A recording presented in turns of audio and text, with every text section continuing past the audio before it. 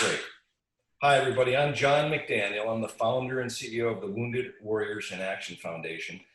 And it's my pleasure to introduce some very talented and wonderful people here. I've got Brian Eisch with us today, who is the star of a recent Netflix production that was put on by the New York Times and it's now airing on Netflix, of all things.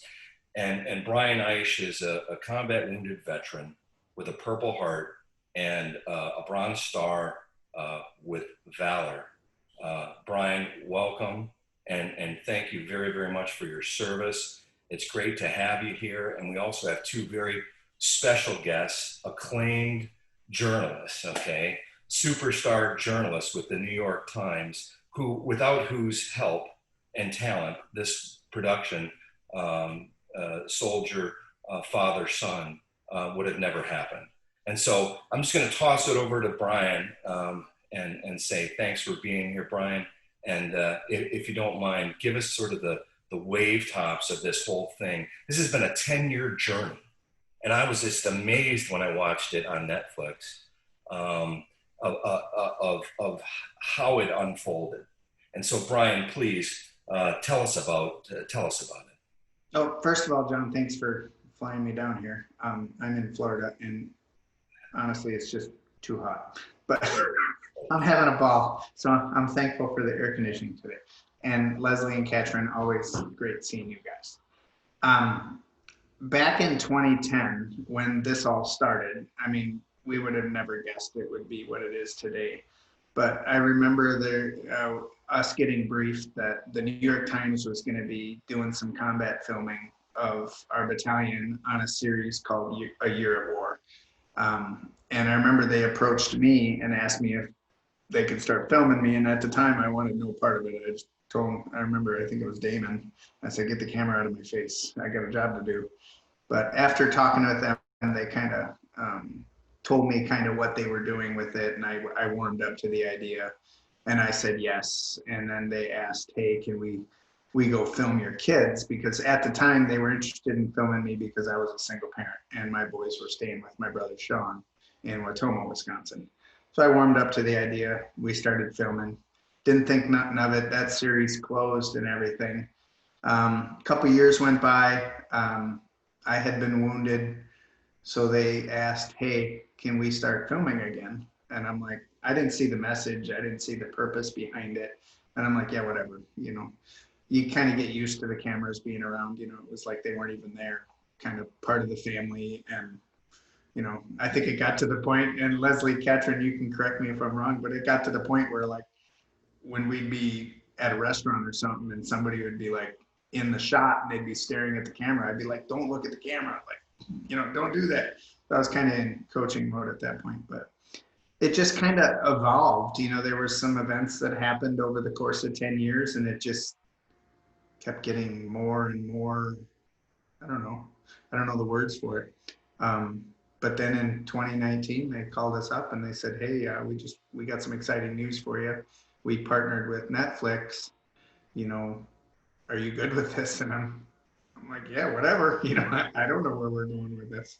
But now that it's out, it's kind of a wow, like, holy crap, they did an amazing job putting this together. And the more I watch it, the more I get it. And I'm slowly starting to learn myself in that documentary and learn what the message is. So it's powerful. Well, you say what the message is, you know, what is the message? I think the end message, and this is just my opinion, what I see, you know, it's hard watching a documentary about you, but I call it the upside down roller coaster. You know, in normal roller coaster, you go up and you're ready for the fun on the way down. And with us, it was the exact opposite. You went down, it sucks down there. We got to get back up. But every time we got back up, it brought us back down. And I'm like, this roller coaster sucks. Like, this is not fun. So that's why we call it the upside down roller coaster. But in it, I just see myself like, you know, you get knocked down, get up, move forward. Yep, we went back a little bit, but you know what? We got to keep going forward. So, you know, the Ranger mentality that I learned in Ranger School, you know, never quit, keep going. You know, I remember one of my instructors in Ranger School said, you know, you're going to want to quit 3 times while you're here, Rangers. But every time when you're sucking, you look to your left and right, and there's always going to be somebody sucking a little worse than you. So I've tried to maintain that. Well, that's great. We're gonna in a minute. We're gonna get back to that. I'm gonna ask you to talk about the wave tops of what happened, you know, with Joey and we'll maybe let's just start with getting wounded, you know, in a minute. But I'm gonna let the ladies talk to us here because you know, you've got a very unique perspective. You spent 10 years with Brian, right? So I mean, inside of his house. I mean, I'll tell you, when I watched the documentary, I was like, boy, I don't know how they did this. I had no idea that you were there for 10 years. I thought, boy, Brian looks great. They've got a great makeup artist, you know, and that kid playing Joey, oh my gosh, you know, but it was actually footage. That's what's amazing about this. Tell us, please. Leslye, start, and then we'll bat it back over to Catrin, but please. Well, so when the film started in 2010, it wasn't a film. It was like a multimedia endeavor by the New York Times, and Catrin was part of this bigger team doing a story on a lot of soldiers in a battalion, in Brian's battalion. But she saw something so special in Joey and Isaac, which is clearly very easy to see when you watch the film. The boys were just so charismatic, so honest and open, and so attached to their dad. So Catrin was very taken with Joey and Isaac, and of course the journey that their family went on in that one deployment. So many things happened to them, and so many things that the team back then could have never anticipated. They, you know, from the boys, obviously, like just trying emotionally to adapt to their dad being gone and stay strong, to then, you know, Brian getting wounded and coming home and all their worst nightmares coming true and having to sort of adjust to this new normal. And then with Brian coming home and trying to find his identity and, you know, figure out, who am I now? Like I was this soldier and I got so far in my career, and Brian would say this himself, he loved being a soldier. He'd worked for a long time for the chance to do his job, as he would always say, and deploy. So the beginning of the project, it was just such a great story. And then the Times ran a story on the family back then, which I think did help a lot with the trust that we later had. So I came on in 2014 and met Brian the morning of his amputation, which was, I'm sure, a very exciting experience for Brian to have this stranger coming into his house the morning he's getting his leg taken off.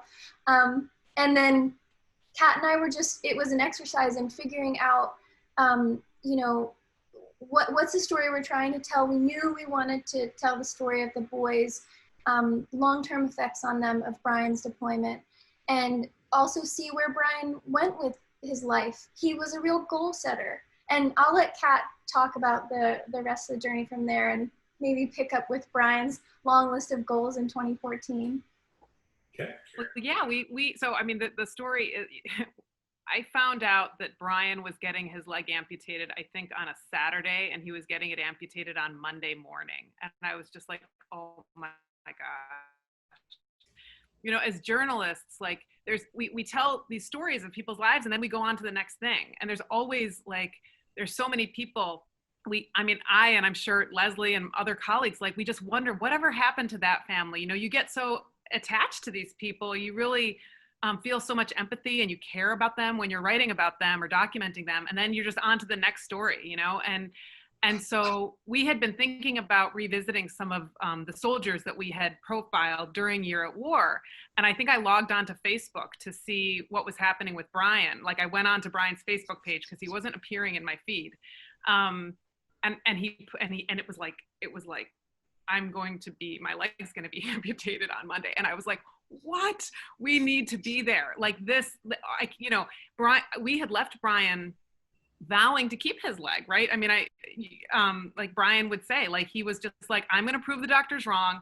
I'm going to keep my leg. I'm going to run again. I'm not going to take a desk job because I like being an infantry guy and like, I'm going to be running again. And of course, like, I think Brian, you know, you had to accept that just wasn't going to be possible. And so then he set the next round of goals for himself, because Brian is someone who really, I think, finds meaning and purpose in like goals and moving forward, right? And so it really was like, wow, here we have to be there to document this. That's phenomenal, you know, and I'll tell you, Brian and I, you know, I was looking at his resume, you know, once again, and I was like, wow. So he infantryman, also a scout, you know, in the infantry world, you don't get to be a scout unless you're a good infantryman first, and then you're hand selected, and you got to go through some. This is what they do. These scouts, you know, they're sneaky Pete guys. He was also a LRST, a long range surveillance detachment guy, and I was one of those too, and a ranger. So, you know, you're talking about, you know, a very thin, you know, cut right there, right? So I wanted to share this with you all, okay? So this wasn't yesterday. This was 2012. Brian had, at that time, had both his legs.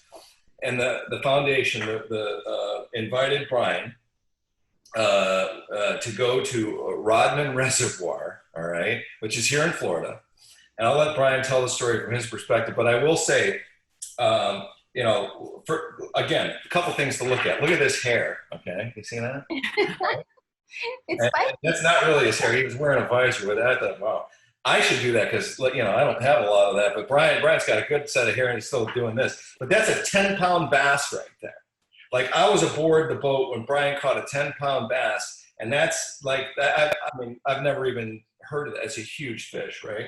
But anyway, so Brian, here's what I'd like you to do. Talk us through real quick the Rodman experience and meeting us and the foundation. And then, because you had your leg, and I remember you saying when we were on a boat, we fished in the same boat.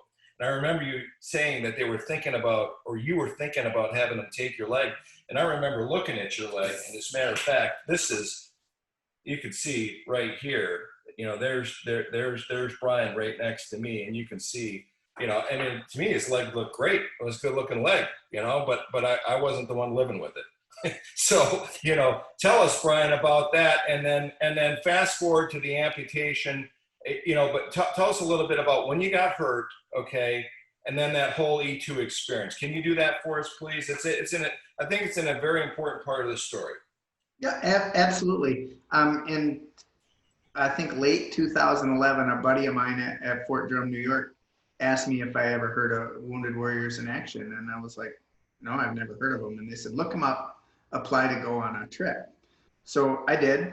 And I got a response almost immediately. And they said, hey, do you want to come down to Florida to Rodman Reservoir and go trophy bass fishing? And I'm like, absolutely, yes. So fast forward a little bit. I leave Sandy Creek, New York. You know, that's up high where the cold weather is. And it's 54 degrees. And I fly into Orlando, and Jacob Whipkey picked me up in this big jacked up Wounded Warriors in Action pickup truck. And I'm like, yep, this is where I should be. And it was 48 degrees out. And I'm like, time out. Snub me right here. And homie didn't bring a jacket. So we meet up with all the volunteers. You know, we get the fishing licenses and everything. I get to meet Colonel McDaniel. And we go out fishing, and it is cold. Like, I'm from the north, but it's a different kind of, when Florida's cold, it's cold. I felt like, you know, it's just miserable. But, you know, we're out fishing, and right away in the morning, I catch like this 8-pound fish, and I'm like, holy crap, I just caught an 8-pound largemouth. And they're looking at me like, and I'm like, you don't understand this. And they're like, no, we understand. That's like nothing. Throw it like, back. Okay, throw it back. We took a picture, threw it back.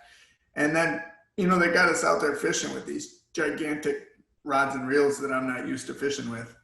And I was with Sean Rush, who I found out is a world acclaimed guide. And next thing you know, my spool just takes off. And for the next 15 minutes, I got a cheering section with Colonel McDaniel and Sean Rush and the cameraman cheering me on, you know, and that was a tough fight. It took almost 20 minutes to get that fish in. And it weighed in, I can't remember if it was 10.1 or 10.2, but, you know, that's a once in a lifetime experience. So, you know, that was like engraved in my head.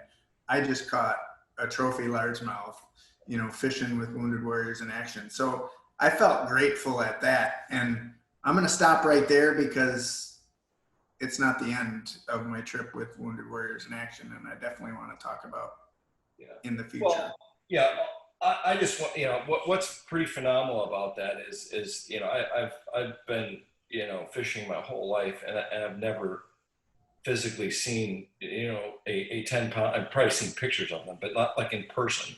And so to be aboard and watch you catch a fish of a lifetime, a trophy 10-pound, largemouth bass, was great. And I got it on film. I would show it, but the whole thing would be beep, oh my, beep, just, there's a lot of beeps going on in that. But anyway, you were excited and it was awesome. Okay, so tell us. Okay, so you get hurt. Tell us about that. Tell us about being in Afghanistan and what happened to you. Can I add one more thing about the fishing trip before I do that? Absolutely, buddy. So at that point in my recovery process, I was still teetering on, I'm going to prove the doctors wrong, and I'm a useless piece of crap that can't do anything. That was the mentality that's going through the head. So the high point of coming down to Florida, catching a trophy bass, that's what got the wheels spinning, that this outdoors thing is therapy. Yeah. That's what, really, there's light, I guess. So I just wanted to throw that in there. Well, I appreciate that. I mean, just say one thing, sort of, for the folks that don't know, the foundation, the foundation does a couple of important things. Okay. And we've been doing this for 13 years now. It's connect wounded veterans with Purple Hearts, okay, to each other, connect them and surround them with people who care, okay, and get them out in the great outdoors, honor, connect, and heal. And so this is our platform. It's always been our platform. We're not changing it. And Brian, I think, is a good example of somebody who's had a couple of healthy dosages of that, right? And so let's go to Afghanistan. Let's talk about that. What happened? Yeah. The day we were on a deliberate clear, so we knew it was a bad area in Kunduz province, and our job was to coach, teach, and mentor the Afghan police to govern their own country, in a nutshell. There was other side stuff like, hey, we need to put in some wells, get contractors helping get their melons to grow, and there's a lot of non-glamorous stuff that goes on in Afghanistan. Everybody thinks, oh, you go to Afghanistan, bang, bang. That's one day a week. The other 5-6 days a week, you're doing monotonous, talking to elders, working on culverts, stuff like this. But anyways, this day, November 3rd, 2010, we were on a deliberate clear. So we were going to cross a river. We got these really cool gun trucks that were brand new to us called MATVs from Oshkosh Truck.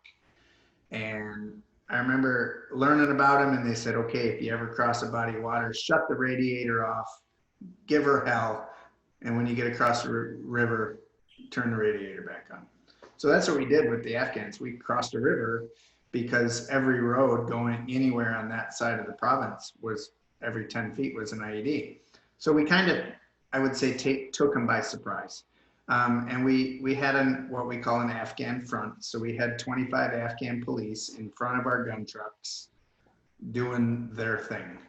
Well, they kind of get in a line, they'll clear their buildings and stuff, but then they do this like Russian line where they just walk across the field in a line. And I'm like, that's like every kinds of wrong, violates every. It's like Civil War, it's like the Civil War tactics, right? It wasn't good. And at the time, and maybe I'm saying stuff I probably shouldn't be, but at the time we had a no-shoot order. We couldn't pull the trigger until we had clearance from higher, because we were integrated with Afghan police that weren't wearing the same uniforms we were. They wanted to avoid confusion. Well, after the third round, my medic was driving, Specialist Jared Cripe, and I believe we had Martinez on the gun up top with the Mark 19 grenade launcher. And after the third round, went into the windshield and we're staring at a dude kneeling in the road shooting at us, calling higher. And we're like, yeah, I think we got positive ID, just throwing it out there. Finally, we were able to start shooting back. But anyways, the Afghans were clearing like this small opening. And they got about halfway across, and they got I'd call it a small ambush from our right flank of an RPG team and a machine gun team. So probably 2 or 3 guys. And 2 or 3 guys in Afghanistan can keep a company occupied pretty much all day. But they turned around, ran back towards our gun trucks. We're trying to get eyes on to see what's going on, you know, try to assess everything. And I believe it was my medic or the gunner said, hey, there's a guy out there. And then I looked and I see a guy that got hit by the RPG out in the field, and he's still getting shot at. So I look at the Afghan lieutenant and I'm like, you got to go get your guy. And he's like, nay, nay, nay. And I'm like, at that point, it wasn't that thinking was involved that I remember. It was just like, not a question. It's like, we got to save that guy. He's on our team. Like, I don't care that he's Afghan. He's fighting for us. It's not a decision. So I remember calling Cobra 6, our commander, and I'm like, Predator 7, I'm going to get him. I wasn't asking. And I remember telling my medic, you know, pull the truck around, try and get in front of him. I'm going to grab this guy and we're going to get out of there. But you know how plans go. It never goes according to plan. I remember jumping out of the truck. I didn't even have my rifle. I'll be probably #1 mistake. I just grabbed out of the truck because I was just going to grab him and throw him back in the truck. I don't think I grabbed my M4. I remember getting down by the guy saying America-E, because, you know, he's Afghan, his weapon was still near him, but he was, not to be graphic, but ice cream scoop head to toe. I think he was missing an eye, and it wasn't good.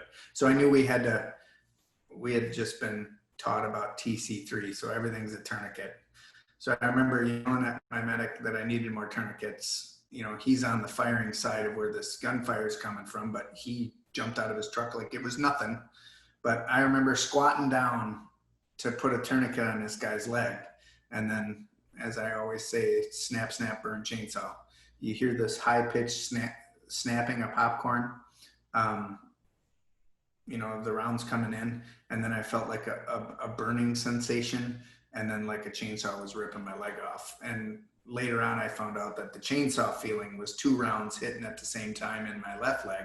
And it just filleted my calf open, kind of like a walleye. Yeah. But, you know, in the picture you showed of my leg looking good, and, you know, it had skin grafts. So they did a good job kind of, you know, restructuring it and everything. But I only had 1 muscle working out of the 4. So I had my outer gastroc, which already had a fasciotomy done to it. So most of the nerves were dead. So I could only walk 10, 15 minutes a day. And they're like, well, you got 5% of your quality of life. And I'm like, well, if you cut it off, what would I get? Well, we can only guarantee 50%. And I'm like, well, that's 45% better. Guess we're going forward. Right. So then at that point, I had to prove to them that I needed my leg cut off. And to this day, it's had its trials and tribulations, but still very good decision. I get amazing parking at Walmart. Wow.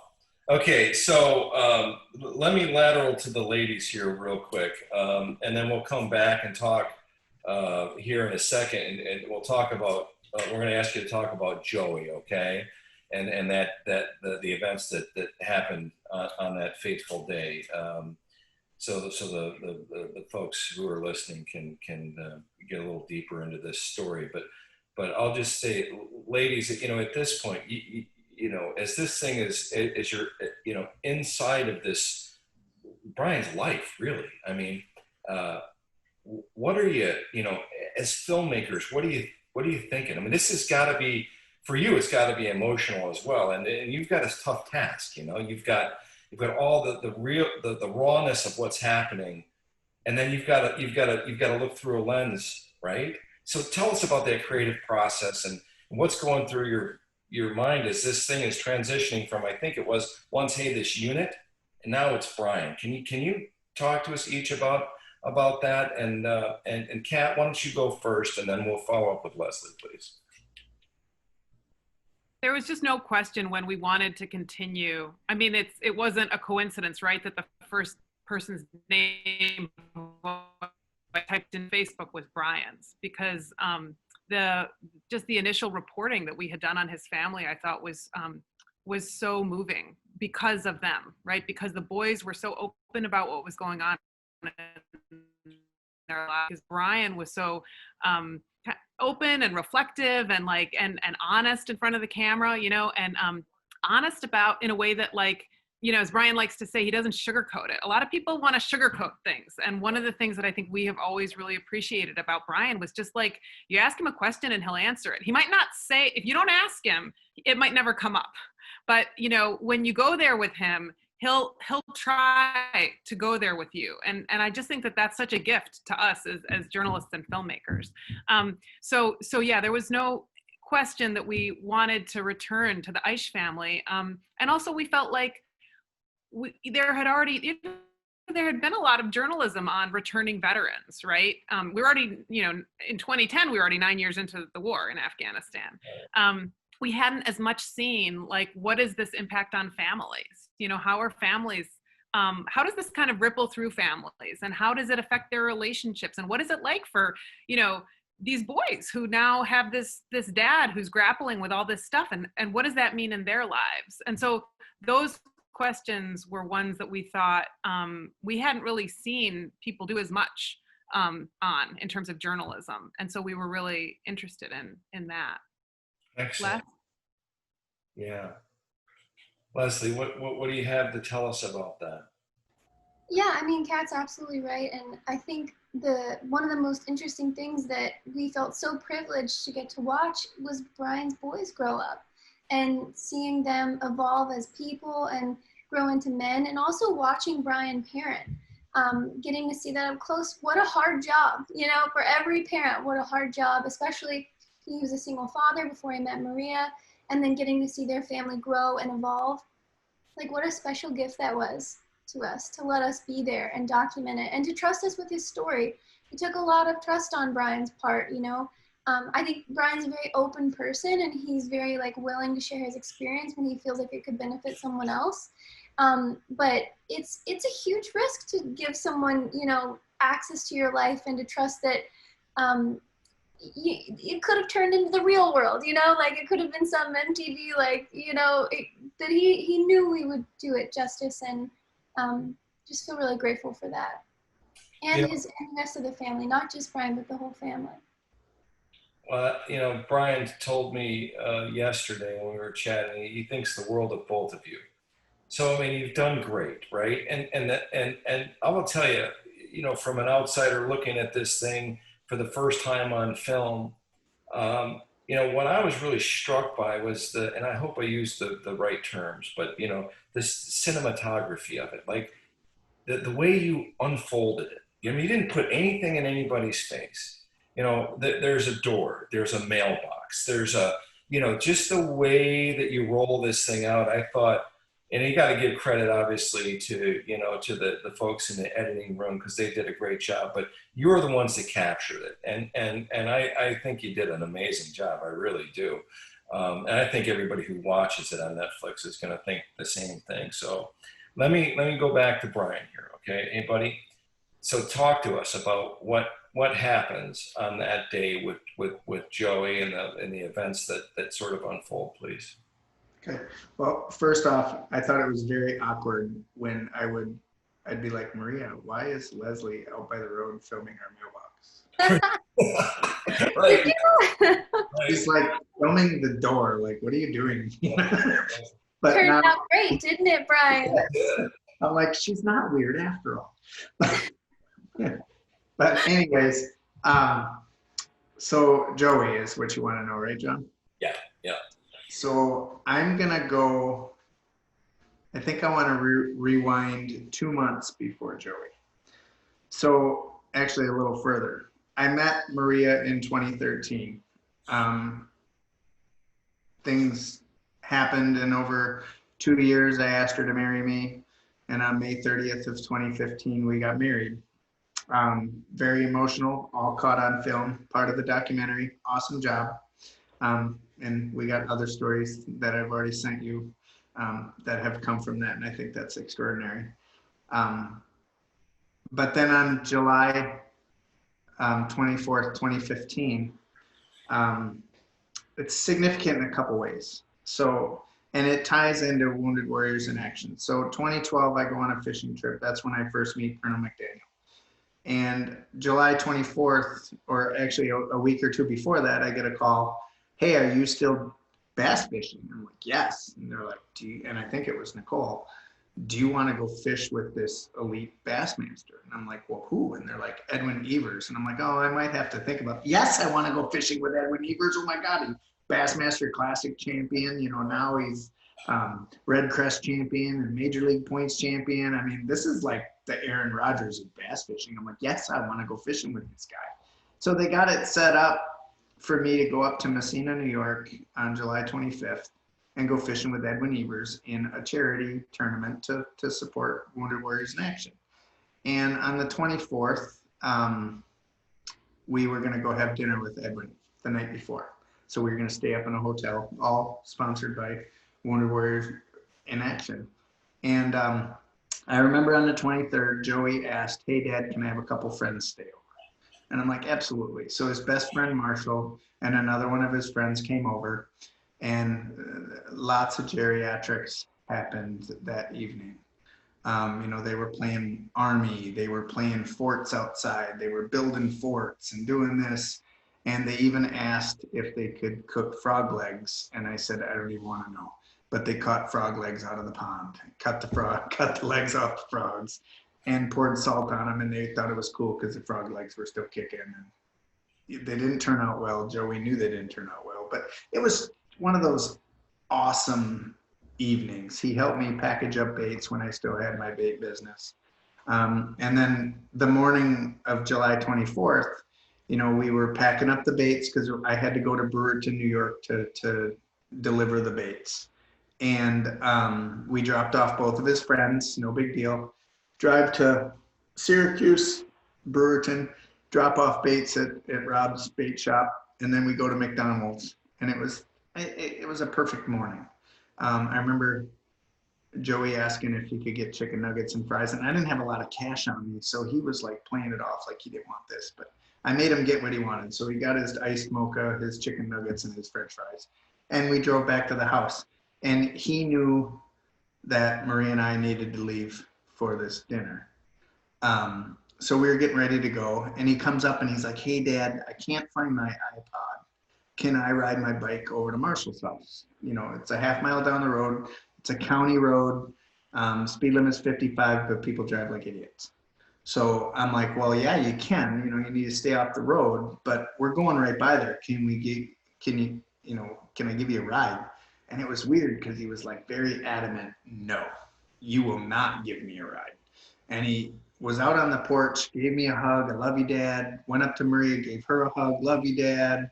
And he's like, you guys get going, I'll be all right. And I said, all right, you stay off that damn road. And I remember we pulled out to the end of the driveway. Our driveway was like 100 yards long, and he was waiting for us on the corner. And I leaned out the window and I'm like, I love you, bud. Stay off that damn road. He's like, I love you too, Dad. Goodbye. And we left for Messina, which is about 3 hours away. 10 minutes down the road, I get a call from my buddy Glenn, and he says, hey, you need to call this number right now. Joey's been hit by a truck. And I'm like, yeah, whatever. Nice joke. Very funny. He's like, I'm serious, dude. Well, that's when, you know, the trauma sets in. We're like, what do you mean he got hit by a truck? Like, did he just get nicked? You know, what? Whoa. So I call this number immediately, and it's one of the guys' dads that Joey wrestles with every day. He's an EMT, and he's doing his job. You know, he's like, everything's okay. We're on our way to upstate. You know, he's on oxygen. He's doing this. You know, he was comforting me, and I found out later, lying to me, which it's his job, so I don't fault him for that. He was, but anyways, Joey was crossing the road at probably not the best place to cross a road, and a 70-year-old man driving. I'm gonna keep it to facts and leave my opinions out of it. Basically, didn't see him or didn't take precautions, but hit him at 50 miles an hour, launched him about 12 feet, hit him again, and then drug him 125 feet up a hill. where he fell off. The guy continued to drive up over the hill and a quarter mile down the road where he turned around in John Macklin's driveway. And that's where the bike fell off. He said he did that because he didn't have cell service. But let's fast forward. That was at 12:39 p.m. on July 24th. You're doing good, buddy. No. No. I've told it a million times. It never gets easier. But 7:58 p.m. we made a decision to take him off life support. He was brain dead. His heart stopped beating at 8:08 and he was pronounced dead. And yeah, I mean, I got to be honest with you. I couldn't finish. I mean, I had a hard time, finishing the documentary. I have two sons, young sons. I've got a 3 and a 6-year-old, and I every time I just can't put myself in your position. I mean, I can't do it. Your strength is amazing, brother. I mean, so what happens? Bring us get E2 into this. So, like I said, we were on our way to a dinner, and here we are. And maybe this is a dig on the medical department, but, right after somebody is pronounced dead, there's protocol stuff that goes on. You got to sign a death certificate. You got to talk to the organ donations. And that was the weird part. As soon as you said no to donating, and, we think about that every day, like, should we have? But when they said they had to keep his body alive for 24 to 48 hours to harvest him, I couldn't do it. I was like, no, we let my son pass and let him pass away peacefully. I didn't want him to feel any more pain because I didn't know at the time what he was feeling. That was my biggest question for years. Did he feel it? Did he feel it? Because you don't want your son to feel anything when you don't want that to happen, much less. Anyways, you get the picture. So that was just an awkward point after they pronounced dead, because they literally shut the lights off, wheel him away, and then they say, okay, we're done here. And you're standing in a hospital with the lights shut off in this ICU area, and you're like, well, what do we do now? And, I'm getting a call from the sheriff's department and the coroner saying, you can't go home. The accident site's not cleaned up. And I remember looking at my wife. I'm like, Maria, we got to go to Messina. And she's looking at me like I have 3 heads. Like, what are you talking about? Our son was just pronounced dead and you want to go fishing? I'm like, what else are we supposed to do? We can't go home. What are we going to do? Grab a hotel and cry? I don't want to cry anymore. Like, no, I don't want to cry anymore. So something was this driving force. And I think I've said this to you, John, and Catrin, Leslye. I've said this 1,000 times. You don't understand stuff when it happens. It doesn't make any sense. But everything happens for a reason. I truly believe that now. And I think when the timing is right, it will, like a flower, open up and present itself and make sense. And 5 years down the road now, I get it. John, Wounded Warriors in Action, you guys were there at a time where I needed you the most, and we didn't know it at the time. I really didn't. But, we made the decision to drive up to Messina. We got up there at like midnight. We're bawling. It's me, Maria, and Isaac, and we're bawling. And at 4 a.m, I walk out of that hotel, and there is the Aaron Rodgers of bass fishing standing there in front of his truck, his fully wrapped truck and boat. And he just comes up and hugs me. Like, who am I? But he just hugged me for like 3 minutes. And I'm like, wow. And then we went fishing, and it was weird, but I'm out fishing with this elite angler, and it's quiet and it's somber, and I'm talking to the police on the phone. The coroner's calling me. And he was just, he's got a major tournament in 5 days, and he's just comforting me in his own way. And I'm out fishing. And then I remember my wife texting me going, where are the truck keys? I need to get out of this hotel room. And I reached in my pocket, and I'm like, oh crap. And without blinking, now we're in a tournament against a guy that bid to fish against Edwin.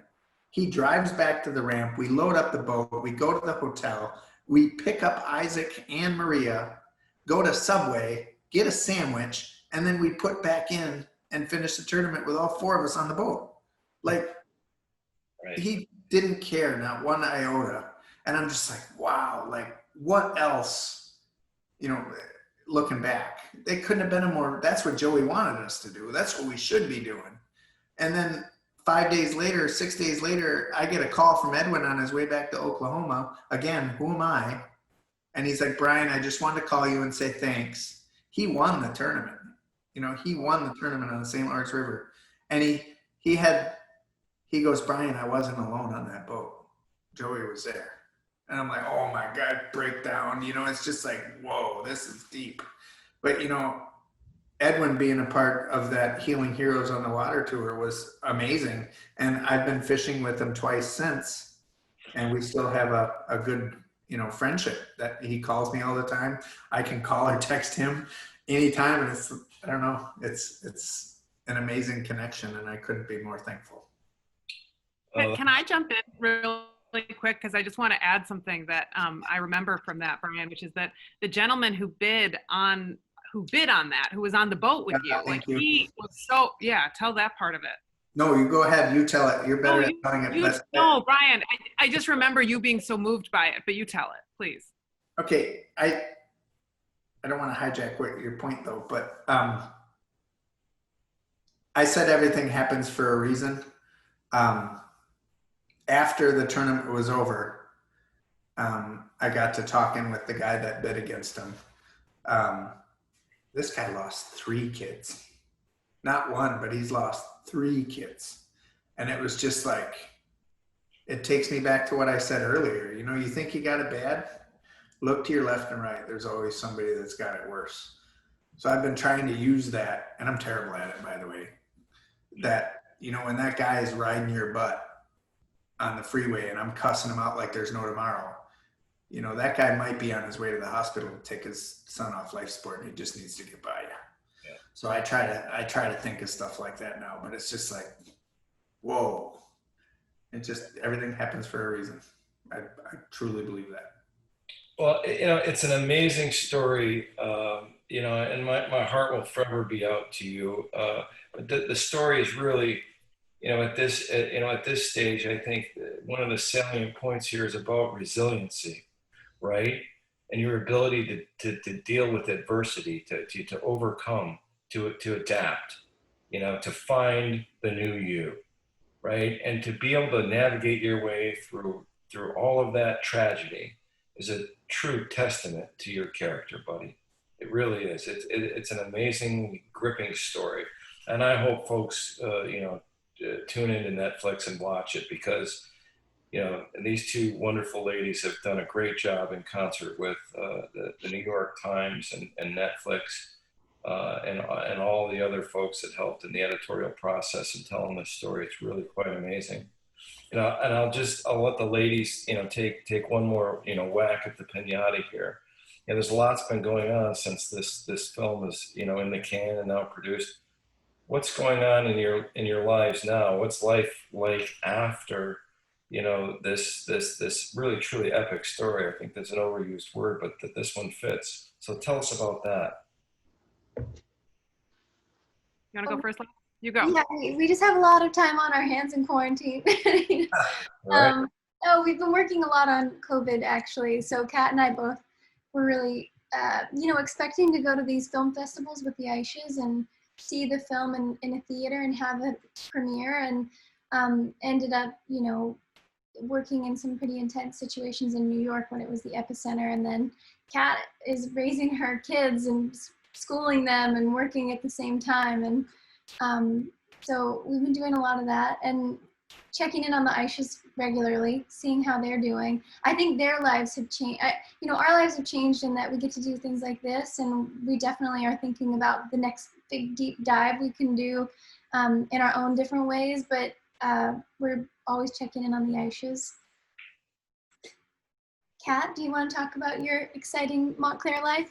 I will just say that one of the things that has surprised me is the number of notes or tweets or little messages I've gotten saying, please keep telling the story of this family. And we're like, 10 years isn't enough. Like, But people are so fascinated, and they're just like, I want to know what happens with this family. So Brian, you and Isaac and Maria are going to have to be, I think people want to hear what's going on with you still.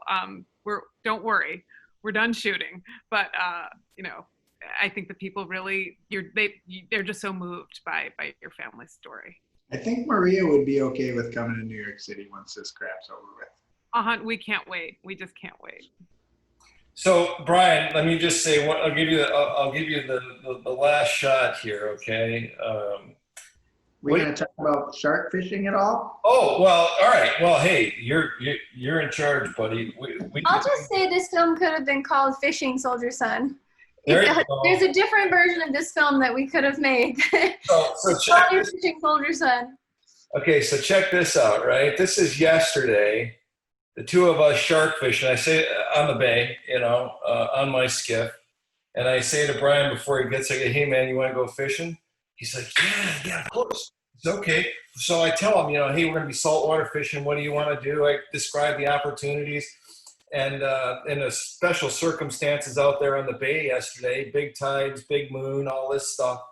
And I mentioned shark. I said, yeah, but he's never fished before in the saltwater. So this is a great opportunity, I think anyway. So we went sharking last night. And, Brian, tell us a little bit about the sharking event last night. Well, first of all, I smelled some really horrendous stuff in my life. But that chum and menhaden or whatever you call it, that is the most disgusting smelling stuff in the world, and it doesn't come off. I've washed my hands like a dozen times. The sharks like it though. Yeah, apparently, because he's doing his chumming thing, and I'm just watching. Like, can I help you with anything? He's like, no, you just sit down and relax. And we're on this boat, and I'm like, well, how deep is it here? I'm like freaking out because we're in the ocean, and I'm missing a leg, so I'm kind of like a wounded bait fish. And if I try to swim in that water, I'm just going in circles. But anyways, he casts this gigantic rod out there with this huge chunk of fish on it. And like, what was it, John? 5 minutes? Maybe, yeah. And I think I caught on fairly quickly, but it's different than what I'm used to. You got to close the bail and set that sucker like 3 times and keep that tension going. And I think I caught like a 24-inch black tip shark right off the bat. So that kind of was like the icebreaker. But over the course of 2.5, 3 hours, we caught 7 black tips around the same size. Some were bigger. We missed what we think was a spinner shark because it came flying out of the water and popped off. And then, the perfect end to the day, I locked onto a 70-pound bull shark, and that was just awesome. And it reminded me that, I probably need to get out and walk more, maybe, lift some weights, because my arms and my back were screaming. And it was probably 10 minutes it took me to get him in.